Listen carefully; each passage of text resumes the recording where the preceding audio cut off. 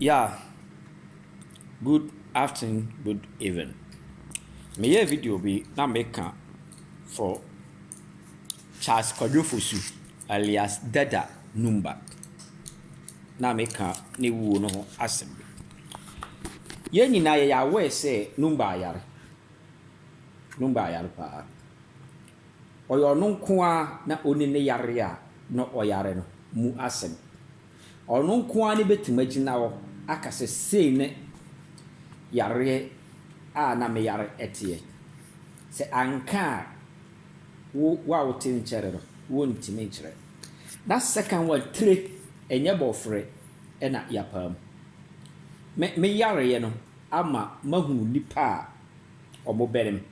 Mahunu nipa se ne nipa su one ne ban etie. Bi edu bone na a pretend. We are no ona okwa. How many days or how many months, how many weeks na kwa kuduya alias Dada Kedi owuye ma nensem ebeto ho ne audios a ono ana ne nkasa ne many things by Ghana for edi hu abobo bebre me twi ho adwene asi ade ebe so short. Yeah, can say na amanfo ka de omo pe no. I think so. Say Ochinoko. My body did how many times? 3 times. All the ninu number. But I believe say Ochinoko and 2 anamo anko number ho. Anko ka se kwadwo. Bia normal air kosi minu ya pado. I say amanfo edi noma bebre etageo wo stardom no nipa bebre kan sem goes na sentima se 18 basa amani nua no ankyere ne mo first video me ka kire ho say ansa na bibi besi no onam bibi so ansa na bibi atimasi se nipa benya accident ya antuka car no e ma mebo no ewo ni fie Ochinoko etonsa wonu ma meka say ye wo hunhum wade spiritual thing is very difficult na Ghana sumnoma bi amahunu say I don't know abrofo no kura na bede social media bae no be mu bra na Ghana fo aye ne ebu se bibia Ghana ni oya onam se all pesika wo ho ni ti no se camless ni so huma make secret ni job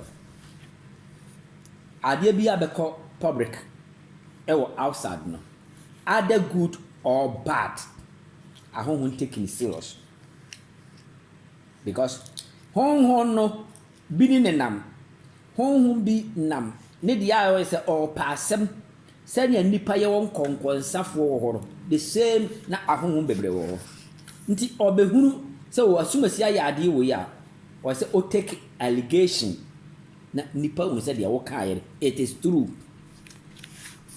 o twinoko tonsa na de ko numba abusuafiem ne be ko gu nsa no se Dada Kedi wu awu no se numba ni hu bia so mu amamu ye intelligent monko back to sa video me mpesa me kan sem bebre numba ayare pen but not otiwo Dada Kedi wuye no ye nyansie no omunsie Dada Kedi se numba so abewu atoso se na meka no amanfo be can stop things amanfo be kan kwase asem wo ho by se mo adwene si noma bi so a mo be hu noma wi asetiri enye bofre ne yapam numba wu awu no odon ko ani ne wu ne yare kora okun no odon ko ani se owo ne yira a ne ti wo kora no ontim enka da bia na meta kan asem bi se wi ase me maame de owo me nuanom omu ontimi nime me ho adanse Go me maame wo maame ya akra no. Obehunu de ne meye. Ba mura mi yiri no. Anya me ne te. Me yire de betima ka se o mi kunu sei ne no ote. Odo kra difficult say me yire betima adi me ho adanse. Because me yire ni madwenem, me yire ni makomam. Me koye made a me mo me yire amane. The secret no. Metini na din komo ba anya de nyina ne mema na ahuro. Ti me ma me ko jira ba bi se o me ba say not here, it is liar. Because every day bia nipa adwene sesa. Every week bia nipa adwene sesa. Sanya ye nyini no saa ne adwene esesa.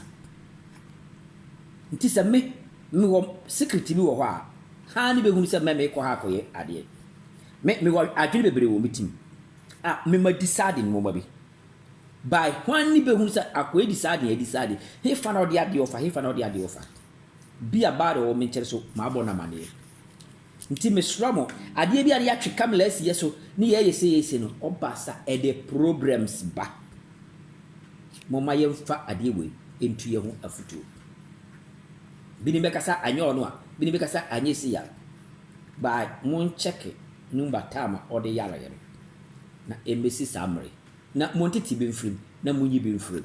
Wuo de no matter how nipa be wu.